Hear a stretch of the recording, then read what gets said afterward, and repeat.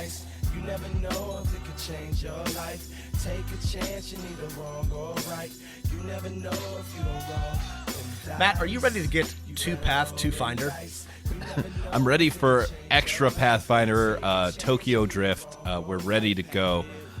This is, of course, the sequel. We're talking about the second Pathfinder, right? That's right, yeah. The sequel to a movie with a guy who's raised by indigenous people in North America, but actually he's a Viking. He's a Viking. And then he has to kill his family when they come back. He has to fight the Vikings using indigenous folkways to yes. It's not true. I think he just does Viking shit to other Vikings. It's an incredible premise for a movie. This is so weird because I was just talking about this with a friend of mine. Such an incredible premise for a movie, so poorly executed, just absolute dud through and through. It's even got what's his face? It's got Carl Urban and it's got all the tools, all the ingredients for a great dumb historical hack and slash movie, and it just ends up being a snooze fest. Missed opportunity. It's funny when Pathfinder, the role-playing game, which is what we're going to talk about today, first came out. I remembered when you Googled Pathfinder, like the first thing that like came up was the Nissan Pathfinder, and then like the fifth thing that came up was this movie, and then the like 10th thing that came up was the Pathfinder role-playing game. But no longer Pathfinder is the first non-advertised link. So congratulations on Pathfinder on beating the internet. Excellent. And I tested that in an incognito window. Don't tell me it's just my algorithm. Yes, excellent advancements in search engine optimization. Pathfinder, the role-playing game, is no longer behind a mid-tier car and a bottom-tier movie. It is now where it belongs. And we're, as perhaps some of you were aware, there's a lot of discussion about if you want to switch from 5th edition to another game system. And I think there's Rob, all the time, strong DMs, big GMs, beautiful DMs, they're talking to me after one of our shows, and they have tears in their eyes, Rob, and they're saying, Mad Rob, please teach me how to play another game. Tell me about Pathfinder. I'm scared. I don't know what to do. Rob, it's more and more we're seeing this. We see it. It's more and more people are mentioning it, and yeah, we're here to answer. I think there's a strong argument to be made that the most natural, the easiest transition from 5th edition is to Pathfinder 2nd edition. Now, I don't want to say that this is a hard and fast truth. It really kind of depends on what you like and what you're good at as a DM, or what your players like about 5th edition. But in terms of just raw mechanics and system similarity, Pathfinder 2e is very, very similar to 5th edition. It should be a relatively natural transition in terms of play. Right. It's close enough that you could, I don't know, switch. You don't have to do this, nor should you, but you could switch, systems mid-campaign, right? Like yes. Pretty much everything in 5th edition has a corresponding class, monster, etc. in Pathfinder. It would, because they're the same game. They're at the end of the day, they're really similar. It is a D20 based dungeon fantasy crawl tactical strategic RPG with, again, the same shared ancestors. This is Cro-Magnon and Neanderthal, folks. Like they can breed. They recognize each other as anyway. It's close. Now, with that being said, there are some critical things that you need to be aware of as a GM in making this switch. And there are a lot of really good videos on YouTube about how to get started. And so we're not going to go over the basics of the game. We've already done that. We've already discussed Pathfinder in a couple of previous episodes. What we're going to talk about here is what I think you need to know, or what we think you need to know about going from 5th edition to Pathfinder 2nd edition, or back and forth. Now, the only reason you should listen to us is because you like us, or you like, our opinions, because I am not the most experienced Pathfinder second edition DM. I have GM'd way more 5th edition and Pathfinder 1st edition games. I have GM'd a fair number of 2E games, and I have a lot of experience switching back and forth, so I think my experience is useful. But I don't want to present myself as an expert on this. There was a time when I had absolute system mastery of Pathfinder 1st edition. I knew everything there was to know. I have never gotten there with 2nd edition, so just be forewarned. I was they came out with a new printing of the Pathfinder 2nd edition rulebook, so I downloaded it, and I saw my like shameful page of downloads of all the purchases I've made from Paizo over the year. I'm like, oh, I have 86 Pathfinder 1st edition books, like adventures and things. Yeah, sure, okay, when you buy an adventure path, you're buying 6 books, but still, it's a lot. Books. It's a lot. It would be several shelves if they were real. Yeah. So one thing to know is you can get the PDFs. You can just buy the PDFs. It's so great. They're cheaper too. Amazing. PDFs should be cheaper. So that's one thing to know. The SRD for Pathfinder is really complete in that, your players probably do not need to buy their own rule book. Now, if they like art and stuff like that, they should. But if they have a tablet, a laptop, even a phone with a website, they can like look up their spells or abilities on that stuff, right? It's great. Yeah. This is actually a really important thing to highlight if you are coming from 5th edition. 5th edition has an SRD, and you can find some rules on D&D Beyond, but frequently you will try to look something up and find that it is gated or not available or different or difficult to find. That does not happen with Pathfinder 2nd edition. If it is in the core rulebook, you can go to Archives of Nethys, and just look it up. And it not only will you find it, it's formatted basically the same as the core rulebook. You will have no trouble finding the rules. If your players do want to buy the PDFs, not to be too nitpicky, but not just the core rulebooks, but like the other classes, expansion classes too. No. It's like, imagine you had a D&D Beyond account with every single thing purchased. Yes. This is a big, going back 15 years, this is a big reason why I started playing Pathfinder in the first place. I'm one of those big dorks who actually believed, in open source and sharing information, and I loved that early era of the internet, and I always liked that Paizo seemed to really believe in that if you shared information openly and were a good company, that people would buy your stuff, and I think they're right. But I think you will find that if you are used to using D&D Beyond, the tools that are available to you for Pathfinder 2nd edition will blow you away. Not only is the SRD easier to use, but there's tons of character creation and character management apps and tools and websites. There's a ton of them. They're really good. Path Builder is a great tool if your players are trying to figure out how to create their characters. So not only do your players not need to buy anything to get started, but if they do want to buy something, like Matt said, the PDFs are cheap. They also came out with these neat pocket editions of all of the books. Pocket is a misnomer. They will not fit in your pocket, but they are much smaller. They're paperback and they're cheaper.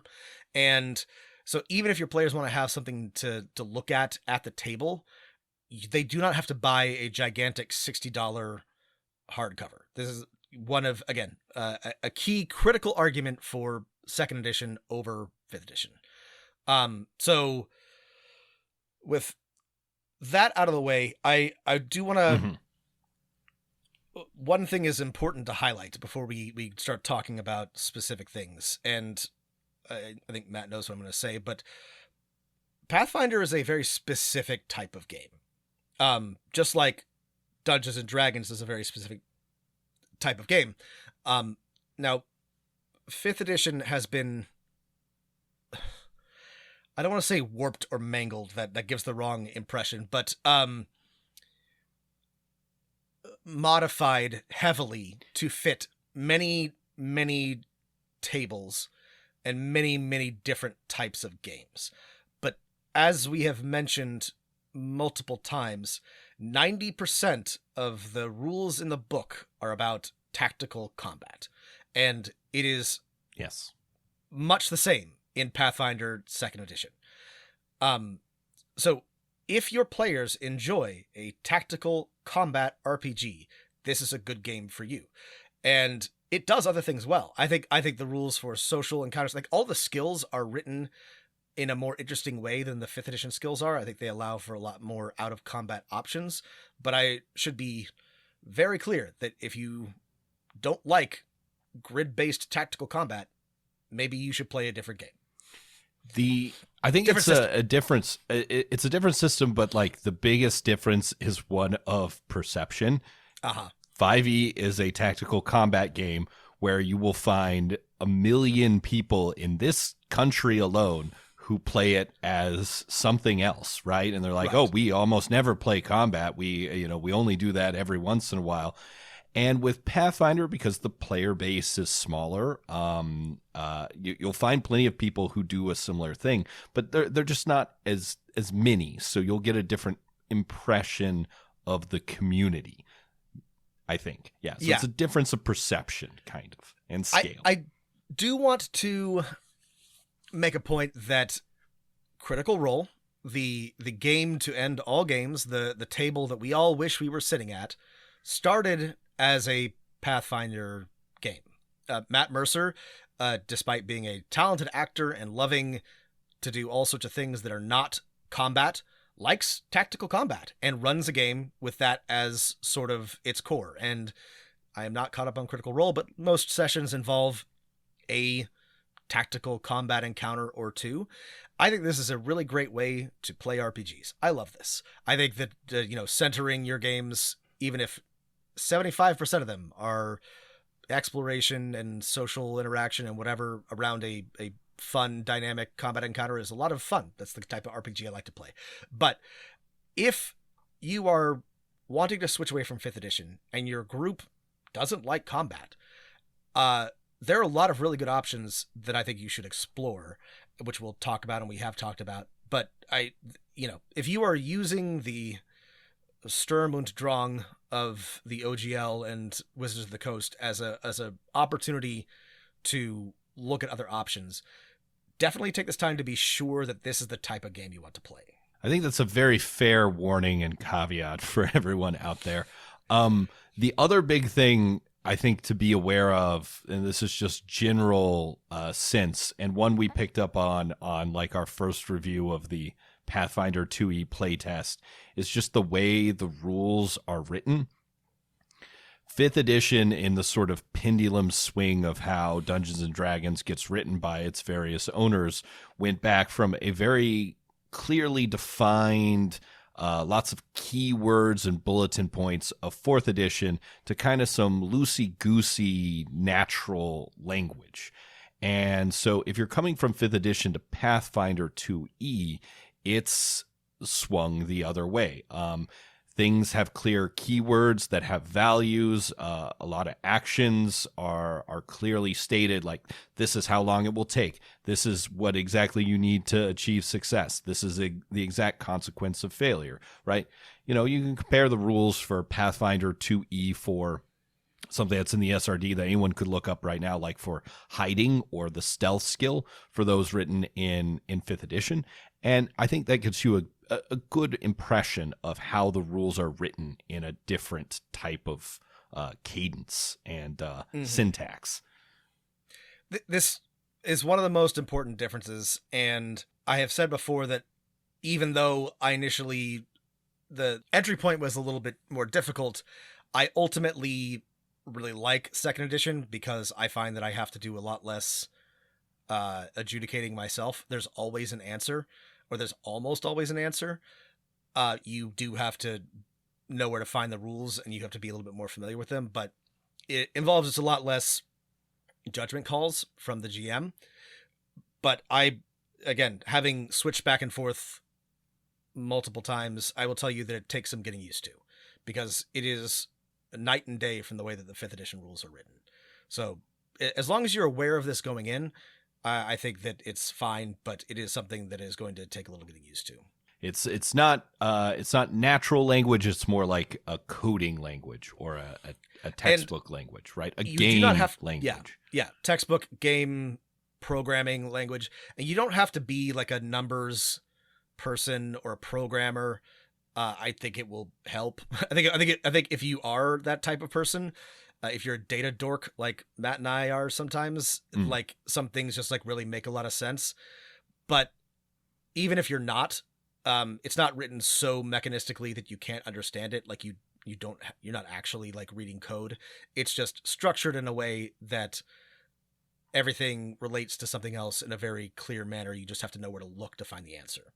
I think a small aside here is that I know a lot of our listeners play virtually on a virtual tabletop, and I think Pathfinder has done a really good job of making, packaging, or selling, or someone else has, a lot of their adventures that are available as pre-packaged deals to virtual tabletops like Roll20 and Foundry. There's even some free ones, though they're often intros to longer adventures that you want to buy the rest. But they are really good.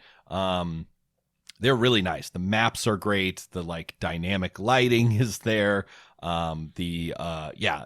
It's really good in that there's tons of art and icons and handouts, and they're organized really well. Yeah. Yeah, one thing that Paizo started out as mostly writing adventures, and their adventures are really good. They write really good adventures. They always have some of the best full-length campaigns and one-shots and, mid-length adventures are from Paizo. And like Matt said, they're really easy to run on a virtual tabletop. So if you are playing online, it's really easy to get started, and they give you a lot of tools. But also, if you're not, you have a lot to draw from. It's just as easy to homebrew as 5th edition, but if you don't want to homebrew, I would say that it's like Matt and I have reviewed half a dozen plus 5th edition Wizards of the Coast adventures, and we spend about half of those reviews talking about what needs to change to make the adventure work. That is not necessary with a Paizo adventure. That there's of course things that I would like to change, but 90% of the time they're ready to run right out of the box. They've just been thought through, in my opinion, a lot better by actual GMs. Yeah, I feel like Paizo, as part of their review process, must have like a team of highly trained like plot hole people. Now, not to say I've never found one or been absolutely confused and baffled by a Paizo module. That's definitely not the case, but the frequency is less. Yeah, there are weaknesses to be sure, but you're not going. Here's the thing. Let me put it this way. I'm thinking about Skull and Shackles here. You can run everything as written, beginning to end, and it will work. It will not necessarily be all that satisfying, and Paizo has in my opinion, a reputation for their higher level modules kind of falling off compared to their lower level ones, but they do all work together. And yeah, it seems like the review of every adventure path. Man, that was a killer opening adventure. Great follow-up. Middle, getting a little lost here. End, where did this come from? Yeah, who's this person? Why do I care about this? That's okay. I think this is a great recommendation. And if you are somebody who is thinking about, I just want to try Pathfinder, I think that it is really easy. You do not have to spend a lot of money. You can get any number of interesting modules just to try and virtually jump into them really easily. But they give you a lot of the tools. So if you are feeling intimidated by Pathfinder and you've got $20 to $30 to spend on it, I would just, get yourself a module and a PDF of the core rulebook and just take a look. And that's really all you need to get started. So that's the sort of any other big picture stuff we want to talk about with Pathfinder? Oh yeah. Unlike, I guess, 5th edition, which only has a couple of games that are connected to the rules, if you are the kind of person who's like, oh man, I love playing a computer role-playing game on my own time. It doesn't drain me in the same way. But like, I love playing ones based on role-playing games because they like help build my system and world mastery and get thoughts going. There are 2 for Pathfinder 2nd edition that are pretty good. They're by Owlcat Games. They're, I think, Kingmaker and Wrath of the Righteous, which are both adaptations of adventure paths. And they are janky. They are hundreds of hours. They're buggy, can be brutal and unforgiving. But if you're like, oh, I really like Baldur's Gate 2 style role-playing games on the computer, those are 2, and I think those are a fun way to get into the system. I'll be honest, I bounced off of them, but not because which is saying something about I know about their depth. Because I'm the biggest like crunchy RPG nerd, and I'll probably at some point sit down and play them. Not because they weren't fun, but if they do have good reviews, and a lot of people seem to like them. And if you want to just get a feel for the system and the setting, which is pretty cool, Matt makes a good point. It's, they can serve the same function that like Neverwinter Nights or Baldur's Gate 2 did in previous editions. What about, okay, I guess I could briefly say big picture things. Just most of the stuff we're not talking about isn't different, right? Again, this is not a basic video, but you roll D20s, you compare them to DCs. Right. That's the basic action. There are classes, there are levels, there are 20 levels, there are monsters. They're all there. The classes are all basically the same. Everything is very, very similar, right? All of the assumptions of D&D are similar. Unless we bring it up, it's probably exactly the same. Yeah. We're not going to talk about classes or feats or ancestries or backgrounds because you can look them up. And again, it's mostly the same. There are some mechanical differences that I mostly like, but it's, you could easily, for most classes, just pick up your character from 5th edition and transfer it over to Pathfinder. I will say, you can't do that in the reverse because there are some unique classes in Pathfinder that I think are really difficult to model in 5th edition, like the Inquisitor and the Alchemist and a bunch of others, which I think are really cool and really well designed. But again, it's the same thing, right? Unless you're paying super close attention, a session of Pathfinder 2nd edition will look a lot like a session of D&D 5th edition. Right. What did you say about the scale of Pathfinder 2E in the let's get into the picture? We're getting into the mechanics, which I think are important as a GM. But one thing, right? This is the mid part of our episode, just like the mid part of a Pathfinder Adventure Path. It's going to get a little wonky and weird, and we'll say, "Where are you going?" This is something to start like steeling yourself toward, but while the general everything is generally the same in how it functions, the scale is radically different. And by that, I mean the numbers are bigger in sort of like every direction. So we'll talk about how proficiency works in just a moment, but because of how it works and because of the numbers that you're adding, you're going to see things with ACs of 30 and 2 hits of, plus 18 pretty quickly. Like that's easy to get to. These are numbers you will never, ever, ever, ever see in D&D 5th edition. Just don't panic. The math all makes sense. It's just there's a difference in sort of just the overall size of the numbers that you're rolling. It's a little bit how in Shadowrun you roll whole fistfuls of dice to, it's just a different system. And I can say from the player end of a Pathfinder 2E game, like big numbers are fun. Like it is cool to be like, I have a plus 21 to hit, or I have a plus 25 in stealth or something like that. And you're like, damn, you must be good at stealth. Whereas in 5th edition, you're like, okay, I have a plus 8 and I have advantage most of the time. That's a big number in 5e. It works about the same, but you'll hit about the same. You'll have roughly the same impact. You'll just be rolling higher numbers. It's also nice because it allows, I think, you to distinguish your character and your, from others. Like if you were a fighter that specialized in using your greatsword, you will roll very high numbers when you're swinging your greatsword. You'll probably do the same amount of damage as your ranger buddy, but you'll be really good at using your greatsword, and that feels nice. Again, as from a player perspective, it feels good to like be able to be very specifically good at one thing or the things that you want to be good at. Right. 5th edition with its bounded accuracy takes away having big pluses to players, which again wasn't really a thing in D&D until the tail end of 2nd edition or 3rd edition, but in Pathfinder 2e they're back, and they're a great way for your players to feel like they've progressed. When your fighter's like, I had a +6 to hit the beginning, +7 to hit, now I have a +17.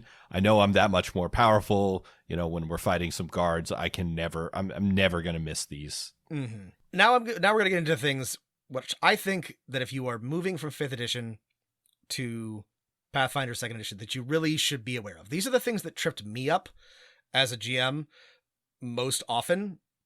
And I think that if you're aware of these, and these are mostly mechanical things, but if you're aware of these, you will have an easier time getting started. And also, these are things that you need to sort of prompt your players on so that they're aware of them. But if you master these, again, small number of concepts, these are all the major differences. So I would say the most important thing for you to know about and to just be familiar with in Pathfinder 2nd edition is proficiency.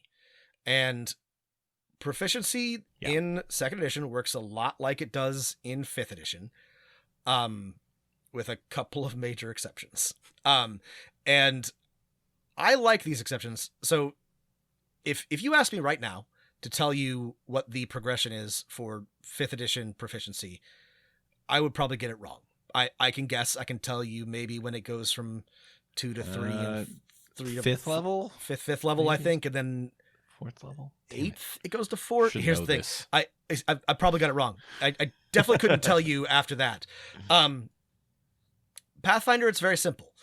There's 5 ranks: untrained, trained, expert, master, and legendary. And starting at 0, it goes up by 2. If you're trained, you get a +2, expert +4, master +6, legendary +8. Now, here's the tricky thing. Again, this is tricky for me, maybe not, I don't know. You add your level, right? So already you are probably understanding how numbers can get quite large if you are even at a modest level and you have a lot of, or a high proficiency in something. Proficiency applies to everything: skills, attacks, saving throws, your perception. Armor class. Armor class is a big one, right? This is a big difference from 5th edition. But as long as you are remembering, again, the flow chart is your player wants to do something. Great.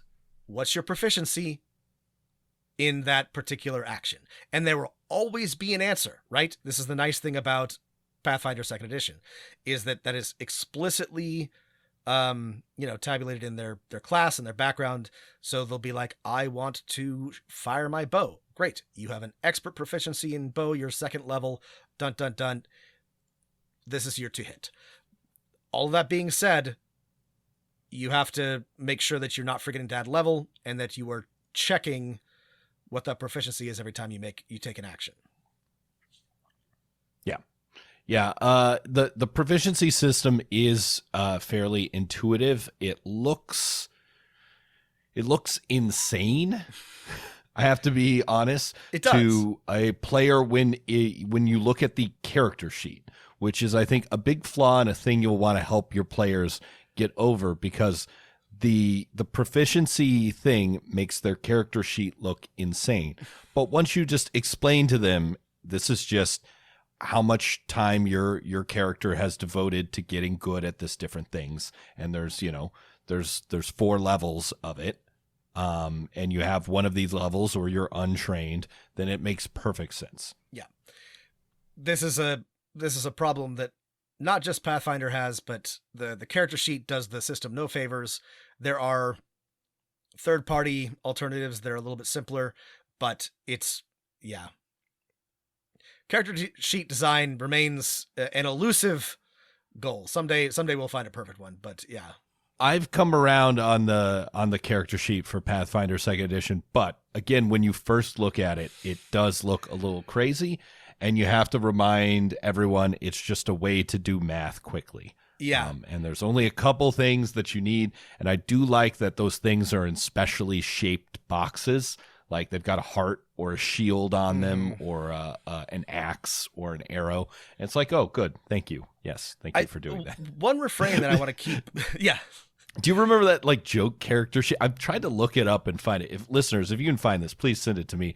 Of like the ultimate character sheet where it's like different things in the boxes are like special dance moves, skill with katana, magic spells. I do remember that. God, number of Pokemon. Like it had everything on everything. there. Yeah. One thing that I keep coming back to with Pathfinder is that initially it looks insane. Like I showed the core rulebook to a friend who loves TTRPGs but has never played D&D, and he like physically recoiled when I showed it to him because it's so big. But then I opened it up and was like, look, it's organized by like a textbook, and he was like, oh, that's great. That's so much better than I was expecting. And this is the thing, is that there's a lot of information, but it is, again, in my opinion, there are disagreements, but I think it's really well organized. And if you take the time to get familiar with it, I think it makes a lot of sense. But if you look at it initially, a lot of it is very, very complicated. Speaking of, the other main thing, again, and this is mostly combat related, but that you need to be aware of is action economy, which is distinctly different than 5th edition, but in my opinion, much better.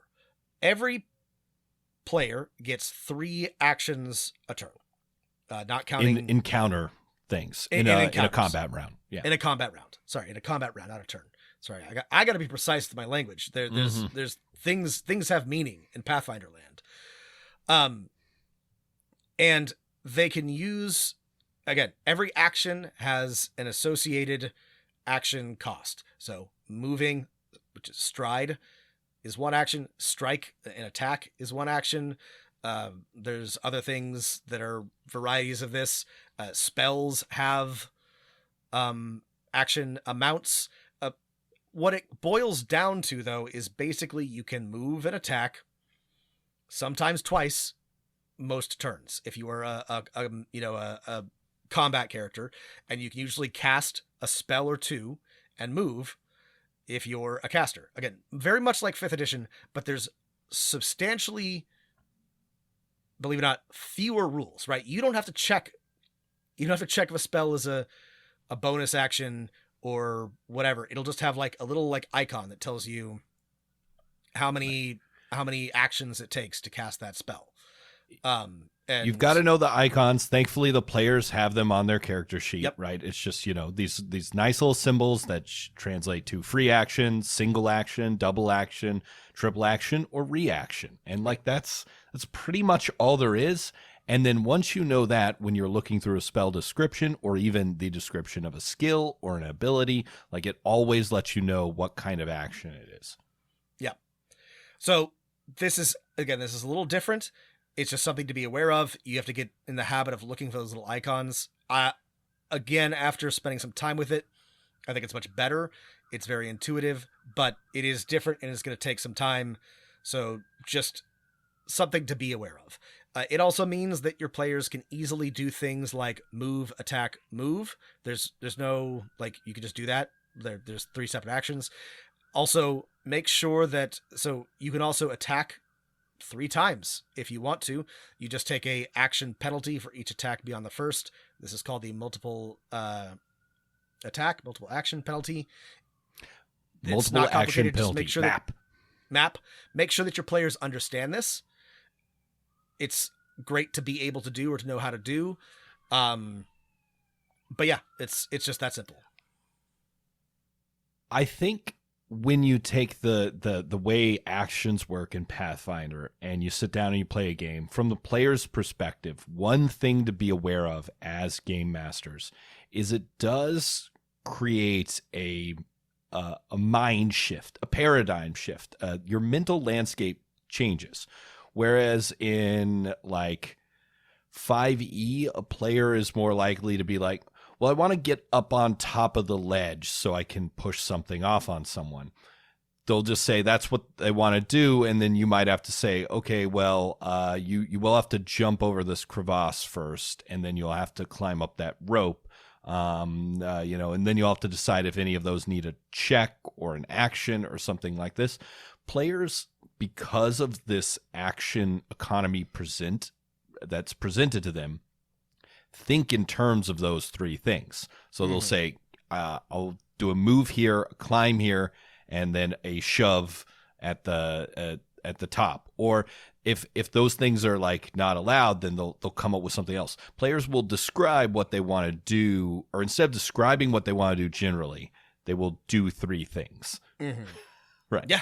So just be aware of that, right? That is just how players will start to think. Mm-hmm. Yeah, it is. Paradigm shift is a good way to describe it, because it is, again, this is the difference, right? There's less natural language and more precise rules, which means there's more rules, which means here's 12 things that you can do during an encounter, right? These are the actions that are available to you.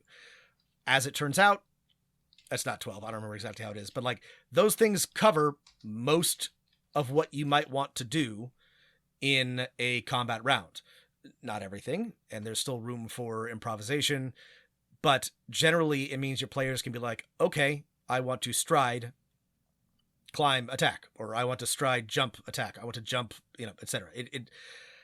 It will make some things easier, some things harder. I am not going to come down on better or worse. It's just different. I will say that I think it's easier as a GM to run.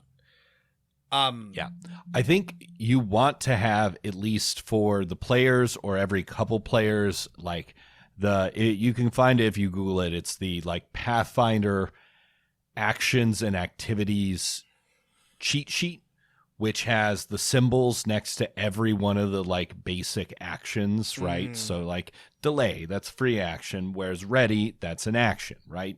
Aid, that's an action plus your reaction when you do the aid, right? Like all those things, stride, okay, that's the one that's an action. Step, that's the free action, right? Just so your players have all of those. They'll eventually, playing in the game, you memorize these. Like yeah. I feel like I know most of them, but having that cheat sheet, if you have some spare printer paper and a working printer out, printing that off is super helpful. Yeah.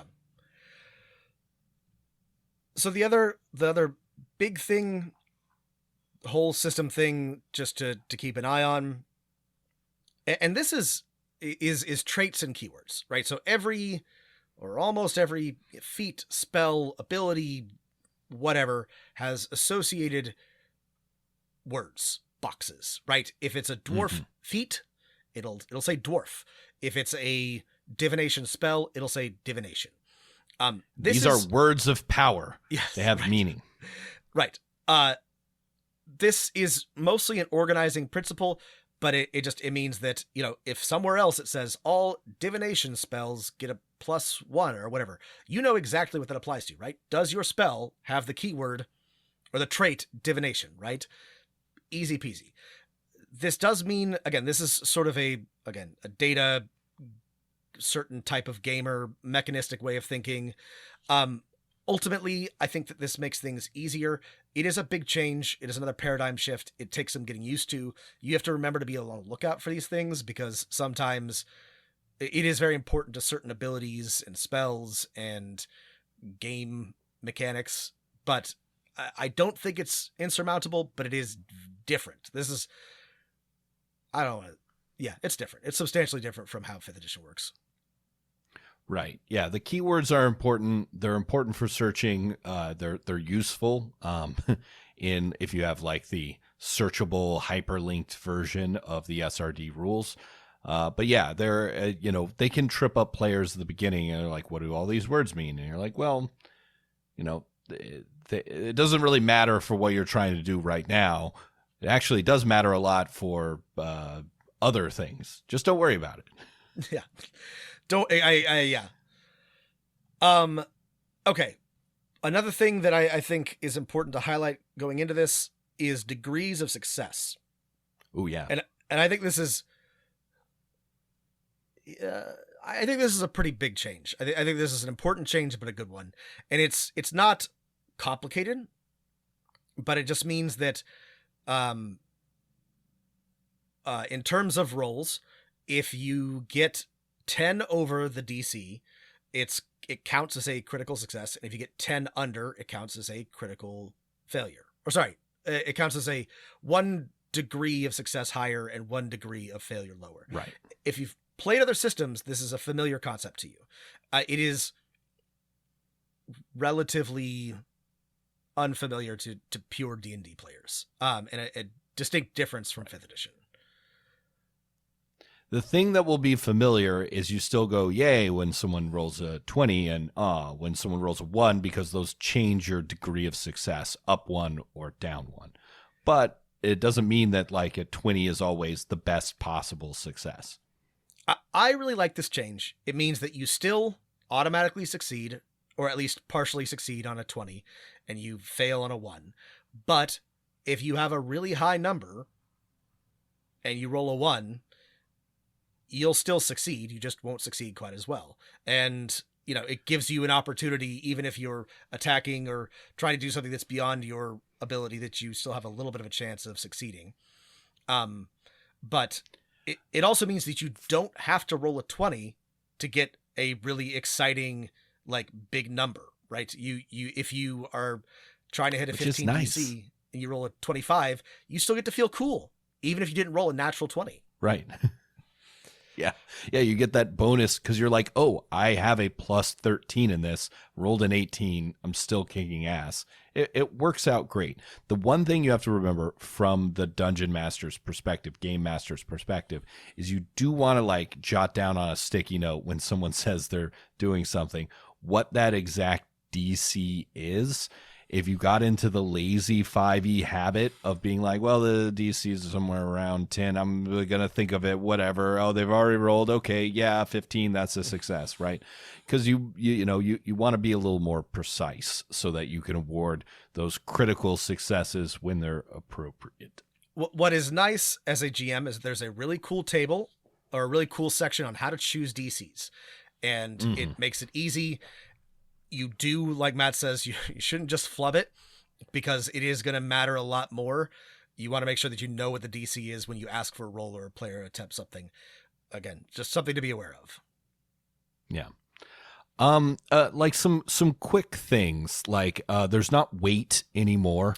There's bulk.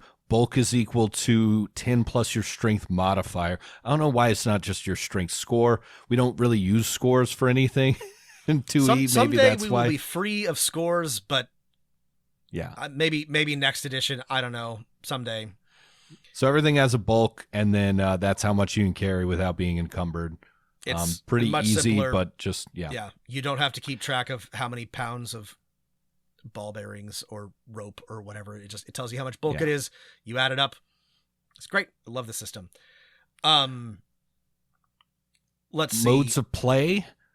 We've talked about these on the show before, but everything's divided into either encounter, 6-second rounds, exploration, which is, I think, 10-minute turns, Something or downtime, which is just a more vague amount.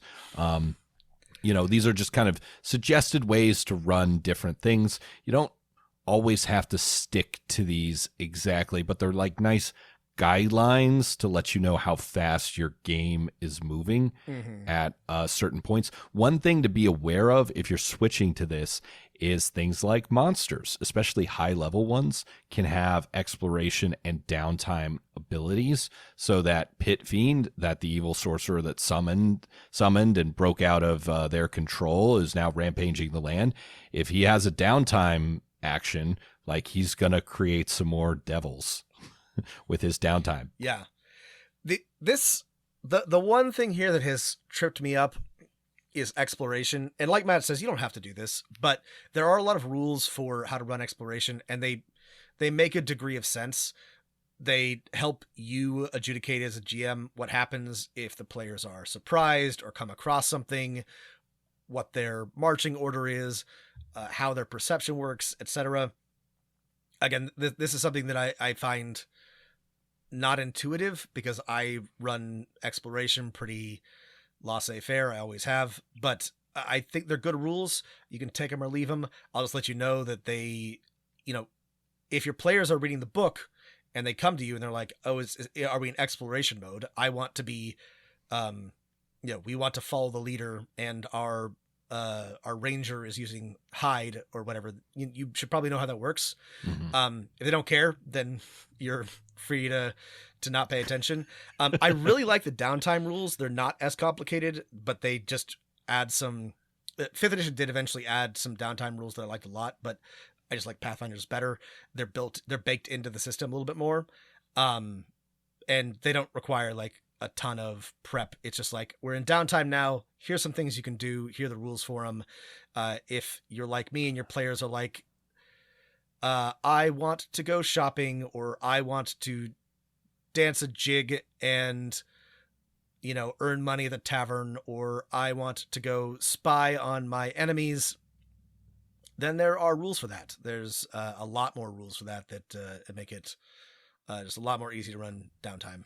Okay, so next up is a super simple thing in concept, but it can be kind of tricky, which is not all bonuses in Pathfinder 2e stack. So if you get 2 of the same things that buff your character, only the best one applies. This was true in earlier editions of D&D, but it's not really a problem in 5th edition because there's so few bonuses. So just keep in mind that each bonus has a keyword. If they're the same keyword, only one applies. Yeah. Again, if you're familiar with 1st edition Pathfinder or 3.5, you know how this works, but it's not a thing in 5th edition, or not really important. You will get a lot more bonuses. This is a pitfall, maybe not, just something to be aware of. Something that I appreciate, but I'm going to tell you right now is kind of a headache, is the rules for detection and concealment are substantially different than they are in 5th edition, because they're kind of non-existent in 5th edition. Sorry, they don't make any sense whatsoever. There are degrees of concealment, everything from observed to like laser focused. Yeah, I forget the thing, and I don't have but to hidden.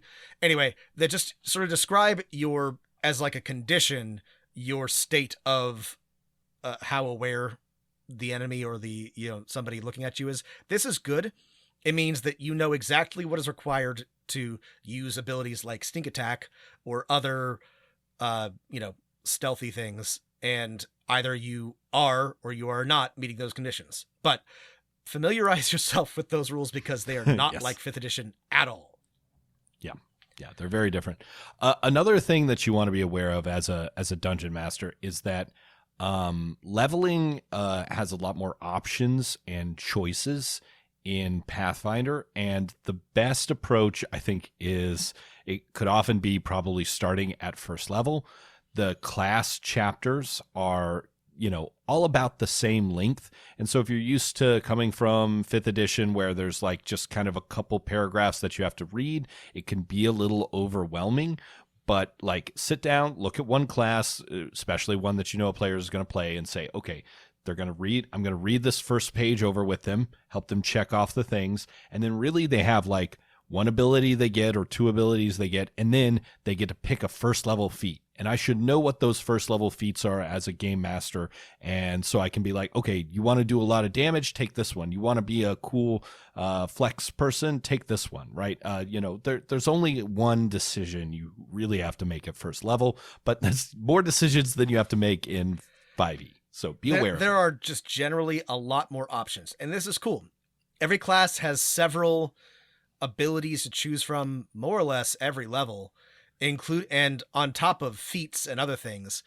But this means that rather than just saying, okay, at 4th level you get an ability score improvement, you're gonna either have to trust your players, or you're gonna want to be familiar with what those options are, and there are a lot of them. This is probably the best and worst thing about Pathfinder 2nd edition, is that it's just a lot more to be familiar with. And if your players are the types that are going to want to try to abuse the system, that makes it harder on you. If they aren't, that's easy. But also, if they're the types who are not going to take to this material very easily, then that puts more pressure on you. This is the other thing that I would say that you should just, as a GM, be aware of. This can be the heaviest lift, is trying to make sure you know what your players want to do and should be doing with their classes. Again, this is a problem I like, but I'm not going to lie and say that it's not a lot of information to keep track of. Yeah. Spells work much like 5th edition, but with some differences. There are more traditions, right? There's primal and arcane and divine and Occult. That's right. Sorry. Again, this is mostly flavor, but it's not exclusively flavor. Remember those traits, keywords. Also, all spells can be heightened by preparing them in a slot higher, which is neat. It's basically just a built-in meta magic, but if your players don't know to use that, that's a problem. And lots of classes have focus spells, which are basically like free spells, or actually, it's exactly what it sounds like. They're focus spells. They're spells they can cast often and better, but they work a little differently. Again, none of this is too radically different, but it is more to know and keep track of for a caster. Also, prepared casters actually have to prepare and think through what they're preparing. I hate fancy and casting.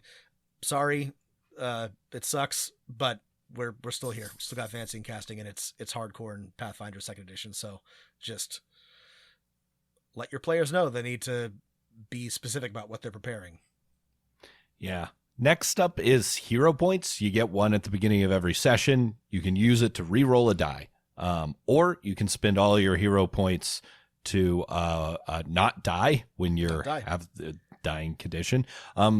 Again, like many systems, the rules are very vague for when you should give players additional hero points, which always kind of sucks. I always err on the side of give them more. But that's something to be aware of. They're fun. It's very similar to the inspiration system. So don't be too afraid of hero points. Yeah. I don't think it's too difficult to keep track of. It's just one more thing. I like it.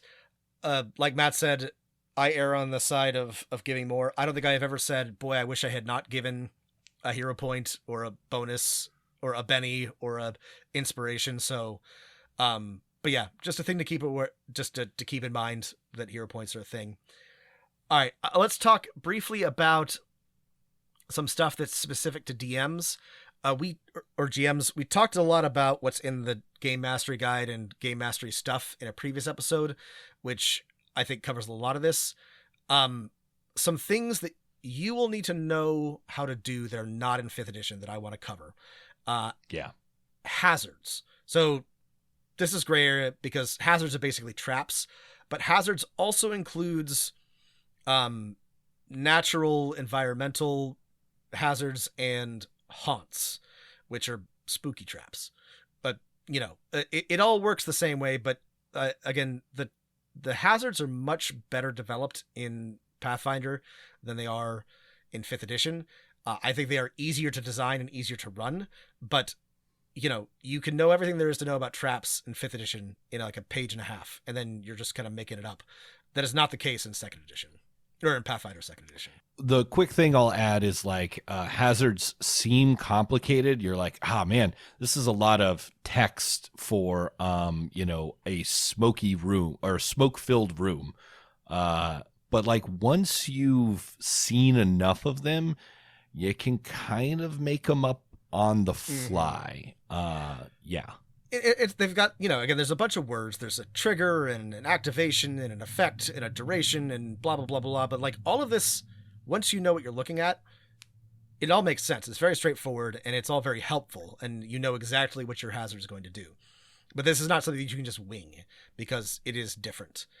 Similar are afflictions, which covers diseases, poisons, curses, bad spells, sort of thing. Yeah. Again, the rules for these are very clear. There are a lot of them. There's a lot of words on the page. But once you understand what you're looking at, I like this because it makes poisons, drugs, disease more impactful than they are in 5th edition and more interesting to use. But there are a lot more rules around them. Yeah. There's a lot more item complications. Like your items can be a lot more specific. Magic items are assumed that your players will get some and will need them. There's a lot more minor magic items that have very, very minor effects. You can upgrade and customize your weapons, like you're in a computer role-playing game. You can put little runes on your swords and stuff like that. That's a lot of fun. Yeah, 5th edition has gotten by on 7 years now on not answering the question about whether or not players should have magic items, how much they should spend on them, whether or not they should get them, how much they cost. Pathfinder does not do that. There's a wealth per level. There's specific rules about how items should work. Again, once you learn the rules, this will make being a GM easier, but you have to learn the rules. So just prepare yourself because there's a lot of them. There's a couple of different types of items. It's not a big deal, but there's talismans, which are basically like magical potions, and they have activations, so you can trigger them to like do extra damage as you attack, or to make your shield more effective as you block. Again, it works just like any other consumable. It's just sort of like a neat little thing that you can have. I like these. Like Matt mentioned, there are runes that you can attach to your weapons to make them a little more powerful. There are rules. They're not complicated. There's little like mini traps called snares that your certain classes and players can make that can sort of like toss out. Again, I think this is a nice rule change. Again, but this is more rules. These are more rules for you to know. And yes. I really like the items. I think I've said this before. I gotta say, it is a lot of fucking rules to keep track of. I think they're really neat. It gives me lots of ideas. I've had lots of fun villains with, bizarre items, alchemical whatsits. It makes giving your players loot a lot more fun, in my opinion. Like, there's just so many cool things to give them. But it's just a lot. It's just, and this is, by the way, I am just talking about the core rulebook. There's so much more in. There's whole gear books out there, which are rad, but that's just like more things to keep track of. Oh, I should have brought this up at the beginning. Sure. Make sure that you are discussing with your players what books they are using. It's up to you whether or not you want to limit them, but if you are just like, go hog wild, grab everything off of the archives of Nethys or any book, they may come to you with just some like absolutely off the wall stuff that you are not familiar with. This has happened to me, by the way, because I have not read every single book. You may want to limit your players to just the core rulebook. I think that's fine. I think there's a lot in there, but that's your decision to make. I will let you know that if you don't do that, it's not like in 5th edition where you might get somebody with Green Flame Blade. You might get somebody who's playing a Pumpkinhead Leshy with, a laser whip. I mean, it gets real out there. Just a forewarning to potential GMs.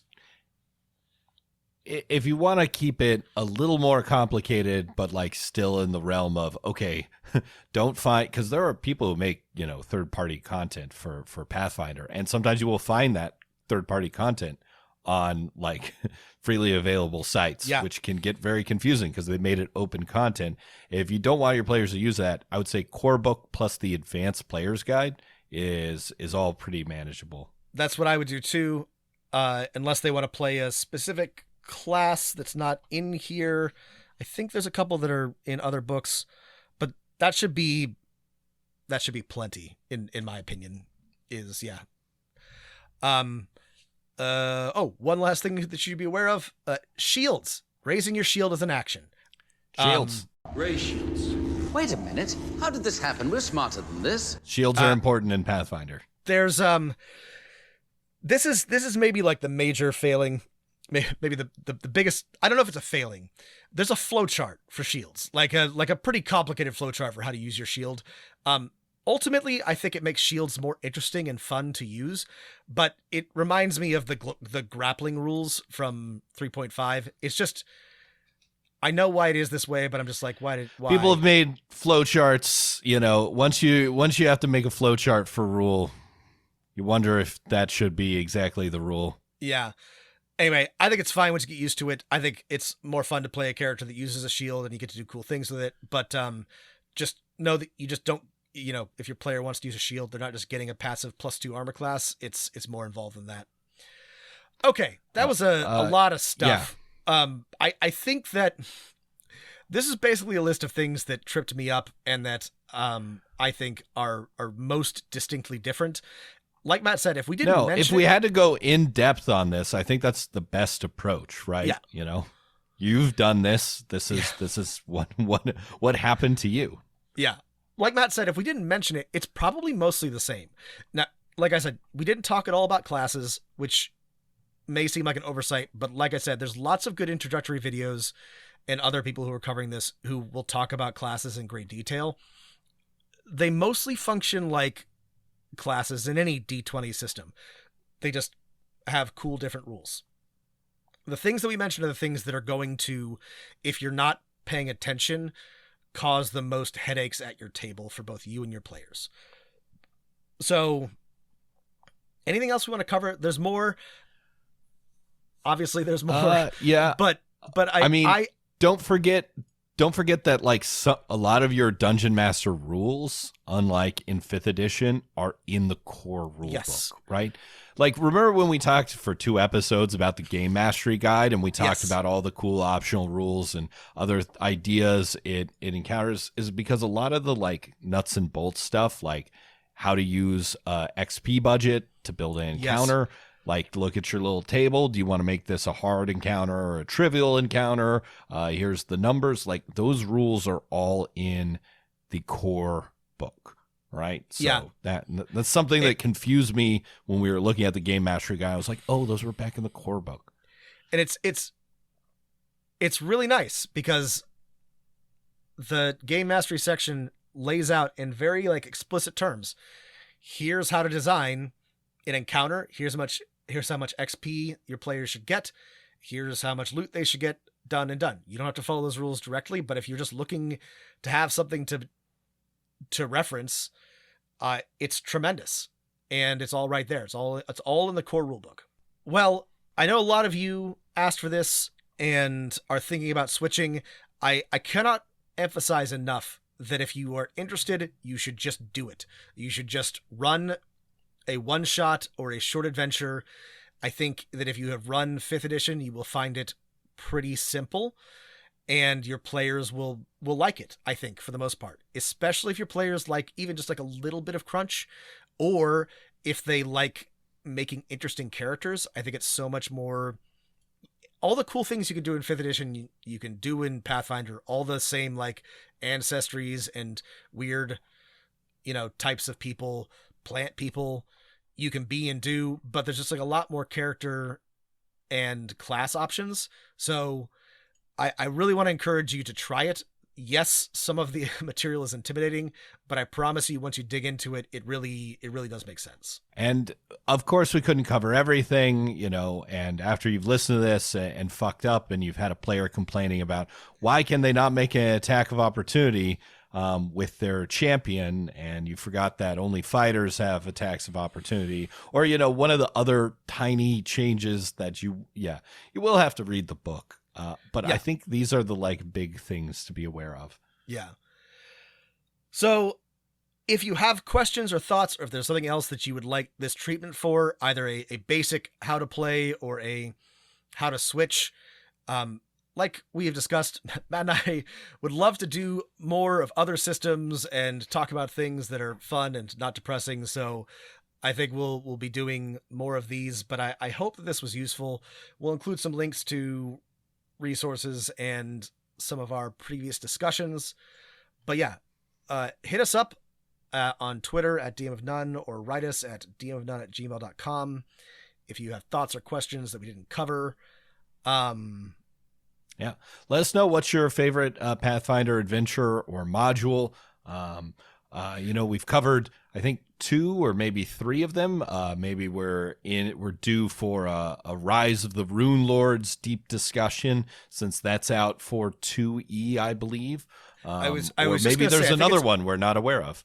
I think it's time for us to talk about some Pathfinder adventure paths. So if you have a specific one you want us to discuss or a favorite, let us know. But we'll be doing some of that. As always, thanks for listening, everybody. Stay healthy, stay safe, and keep rolling them dice.